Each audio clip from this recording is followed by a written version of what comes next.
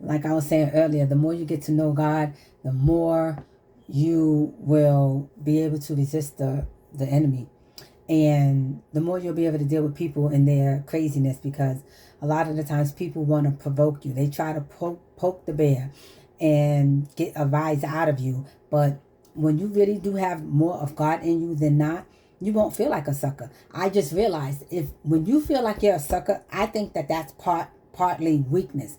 When you feel like you're a sucker, it's because you're weak. It's because you're operating, first of all, off the flesh. Because that's what the world will make you think, that, oh, if you give somebody grace, if you make room for people to make mistakes, and you let things slide, certain things slide, and again, you can still let something, you can let something go, but also being able to let the person know that, hey, this is not the type of behavior, this is not the type of way you're going to treat me. You can do it in a way where you don't have to become angry and all irate and crazy and acting like a fool.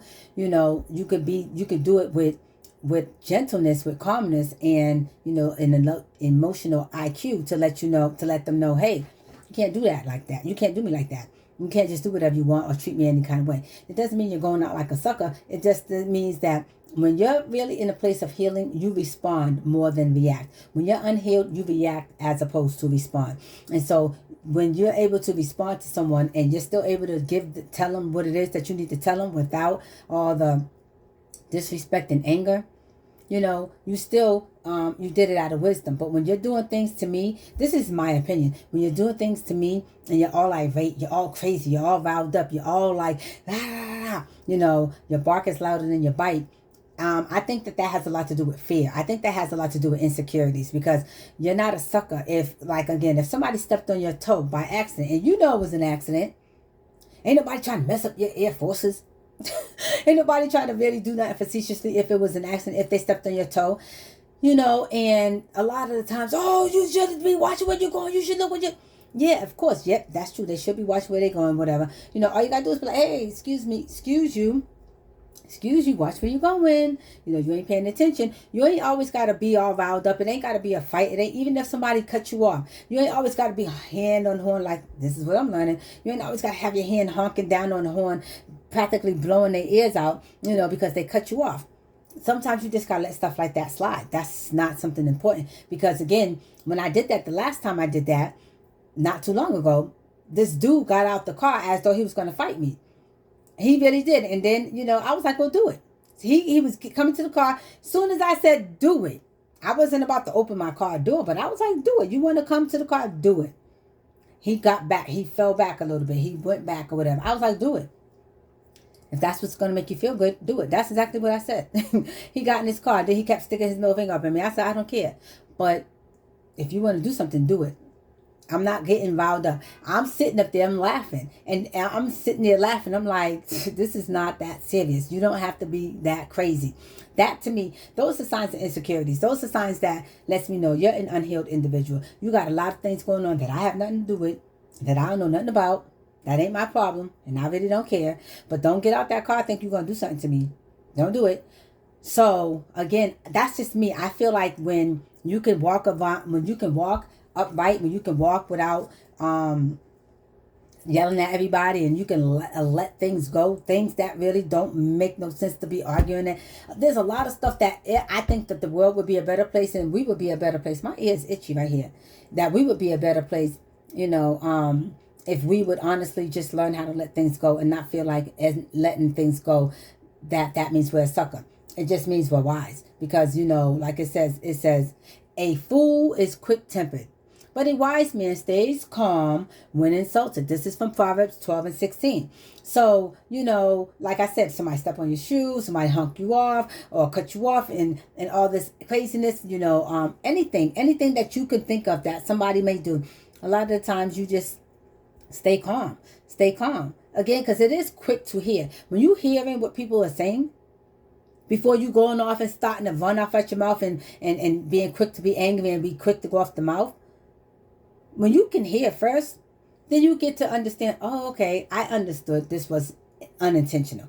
Even if something was intentional, you still in your calmness can hear what it is that's being said, because sometimes that person may be needing something, and because they do not have the EQ that they need, the emotional quotient, or intelligence, to know to talk calmly, to be patient, to just be quiet. Sometimes you just gotta be quiet.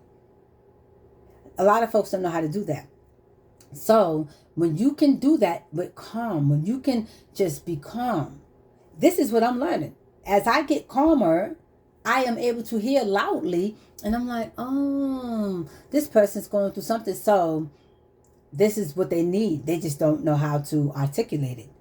Even as an adult, a lot of adults don't know how to articulate. A lot of adults don't know how to articulate. They don't know how to communicate. They don't know their own emotions that's going on in here.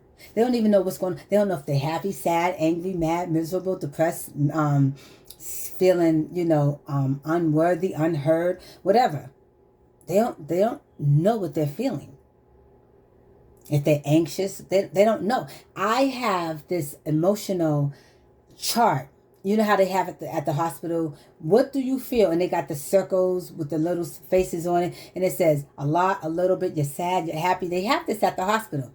Because I think this is a good idea that they have it at the... If you ever go to the hospital and you see the circles and it says, how great is your pain? Or it says, how are you feeling today? And then it got a happy, sad, worried, fearful. And then they got the pictures of the faces with the expressions. And then they got the word under it so that you can see. And it's a cartoon thing. It's just a circle face. And then it got the face looking like, how the emojis that you be pressing on the phone. It's something like that at the hospital. And they'll say, hey, and it'll say, I'm happy, I'm sad, I'm this, I'm that. I have something like that at my house.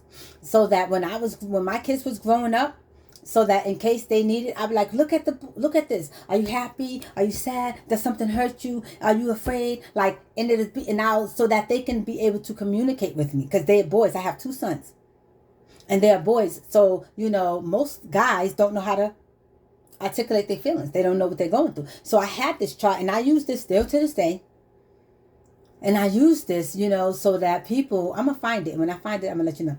And I use that so that people can know what they're feeling, because a lot of times you might be daggone hungry and you going off and stuff like that. You don't know, unless you just let me eat a sandwich or a banana or let me get something in my belly, then I'll be happy.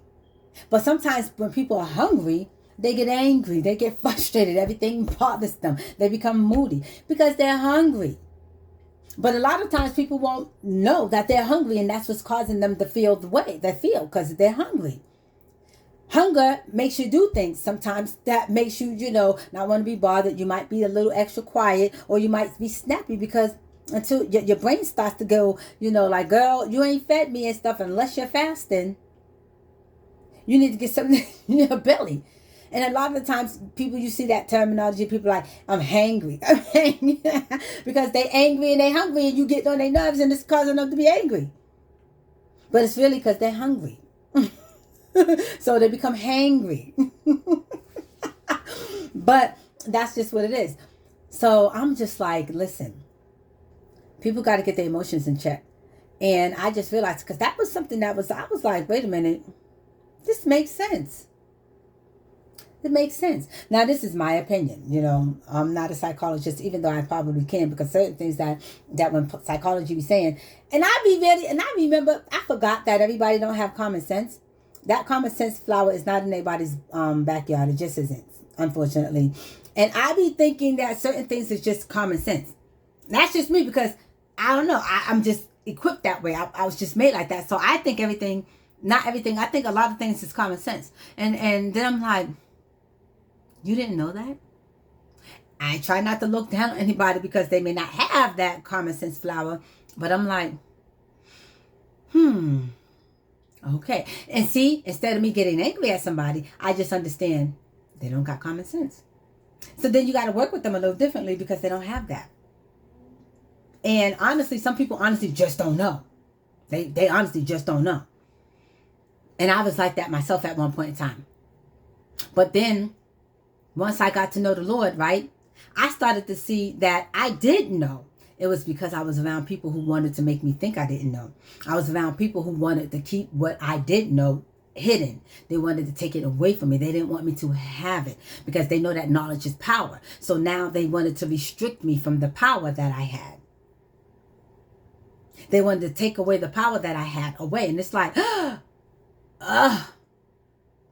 So I had it all the time, but I was honestly in environments and dealing with people who wanted me low vibrational, wanted me beneath them, wanted me ignorant, wanted me to think less of myself, or think that something was wrong with me, or like I was crazy or something, when it was never that. It was the power in me that they saw, which is God in me, because he that is greater in me than he is in the world, that's God who is greater than you. That's in 1 John 4:4. So I have my prayer wall with my office. I got to straighten it up and tidy it up, but it's just getting new because I just started. But that's my prayer wall. So I got my things. These are the things that I use as my guidance, my steps. This is what I look at every day, all the time. This is what gets me through. This is what helps me conquer, the flesh and the devil when he's trying to tempt me. This is what helps me stay myself girt about with my armor on. This helps me stand against the wiles of the devil. This helps me stay sane.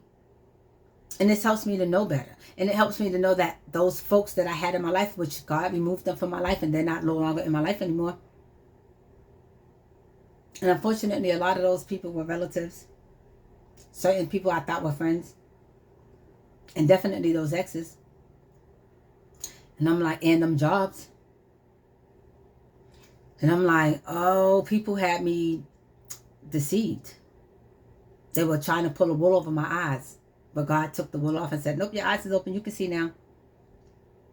And now that I see, those same folks be like, oh, she's so this and that. No, I'm awake. My eyes are open. I'm spiritually inclined now.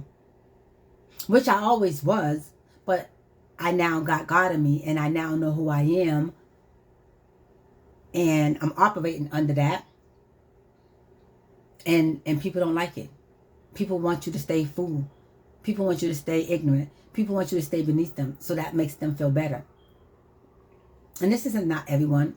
But this is how come the majority of the folks that I was in some kind of relationship or contact or dealings with, they're no longer here. Because those were the people who was trying to keep me bound. They were trying to keep me below them. They were trying to, keep me from the God that's in me. They didn't want me to prosper. They didn't want to see me do well. Because I have something that they don't have. And that's God. We all can have God, but we got to choose him. We got to accept the call. Many are called, but few are chosen. So when it means, listen, when he's calling you, he said you. But when you're chosen, it's because you accepted the call. And then you're doing the work. And the work is a lot. Like it says, the harvest is plenty, but the workers are few. That's what it is. You ain't doing the work. But you think you're going to take the work that I'm doing from me and claim it for yourself without having to do the work. You want the reward, but you don't want to do the work that gets you the reward. It comes with a work. Like if you was on that job and you wanted a raise and you know you're doing excellent work and it's time for you to get a raise and you go to your job and you say, hey, I want a raise. And then they're like, oh, good. I'm going to give you a raise because you did the work and you deserve it. So you get more responsibility on top of more pay because you earned it. You did the work. You can't just expect to get a raise and you didn't do the work. Your job's going to look at you like, you ain't do the work. You barely do exceptional work. Never mind excellent work to get a raise. So your job ain't going to give you a raise. They're going to do it based on your performance. And if they don't feel like your performance is well, you're not getting that raise. But just like with the Lord, you got to work at becoming this person, this new creature. You got to work at it. And then when you work at it consistently, this is a constant work. It don't stop. It's constant. And as you keep doing the work, you're going to get the reward. And that's the thing. People want to take the work that you've done and they want to daggone take the reward that you get from the work that you've done. It's like, first of all, I can't do the work for you and you're going to get it from me. You're going to have to do the work yourself in order for you to get it. I had to do it myself. Nobody could do it for me. Don't you think if somebody could do it for me, I would have them do it for me and not just reap the reward? Don't work like that, because believe me, if it worked like that, a lot of us would be doing it. But you got to do the work too. But it's your choice. God ain't going to force you to do it. I chose to do it because I chose. He gave me a choice and I said, I'm going to take it. I'm going to do it. He gave you a choice and you said, no, I ain't going to take it. I ain't going to do it. So you don't have a right to try to take something that I'm doing or take credit for something I'm doing or try to take something from me, which you can't take it from me anyway because it's in me. It's not on me. It's not something you can have. It's something that I am. It's in me. He, which is the Lord, is greater in me. See, he ain't great in you, so you don't have this. This is why you're trying to take it. You can't take God out of me. It's in me. But he's in you too, but you didn't choose him. You didn't choose him. You didn't answer the call. Yeah, that was just some thoughts that I was thinking that today. That was part of my prayer. Because so many people are really, really, really delusional. Unfortunately, it's the real reality. This is reality. A lot of people are delusional. And they'll try to flip it and make you think you're delusional because you're not like them. I'm not supposed to be like them. The Lord set me apart for a reason. Matter of fact, none of us is supposed to be like each other. We're supposed to be Christ-like. We're supposed to be spiritually inclined. We're supposed to be walking upright. Not walking like this person and being like this person, being like that person. That's why he says, do not be conformed to the world's ways. That's why so many people are miserable. And then when they see that you're not miserable and you're happy and you're really thriving and prospering spiritually, they want to try to ruin that. They want to try to take that away. They want to try to disrupt that. No. I don't be around people like that. I got those people out of my life. And my life is so much better and so more prosperous. And I really am abundant in nature, abundant in thought and everything. So, yeah. But anyways, that was part of my prayer. That was something, I had just this conversation with the Lord. I have conversations like this with the Lord all the time. These are the things that he wants me to bring to y'all's attention. These are the conversations and the pieces that he wants me to bring to you guys. Because a lot of people are going through things and they don't even understand some of the things that they're going through. And they don't understand, well, why would somebody do this to me? Or why would I go through this? Or why would this? And a lot of people have questions and they don't have answers.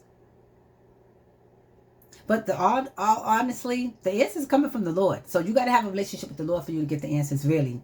The answers really come from him, for real. It is what it is. It is the truth. That's why so many people are lost, walking around this world aimless. That's why a lot of people feel guilty. They feel ashamed. They're low self-esteem. They're ignorant. They don't really have a clue because they don't have a relationship with the Most High God. And majority of the information and the way we're going to be able to, navigate in this damn sinful world is through having a relationship with the Lord. And if you don't have a relationship with the Lord, your world is going to be harder. A lot of things are going to come crashing down. You're going to be feeling overwhelmed like I used to feel.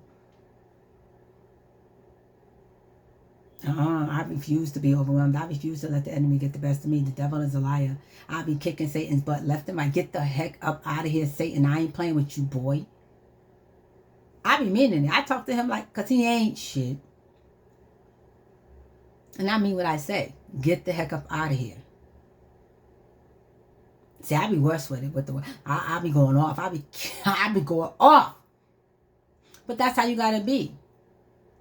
Just like I'm talking to you, you got to have these types of conversations with the Lord. And just like I'm talking to you, you have to kick Satan's butt with your words. The word is your sword. Listen, you better kick Satan's butt. You better kick his butt. And the way you're going to kick his butt is through the word. Just like Jesus did when he was on the mount and Satan kept tempting him. And he was like, get thee back, Satan. Get out of here.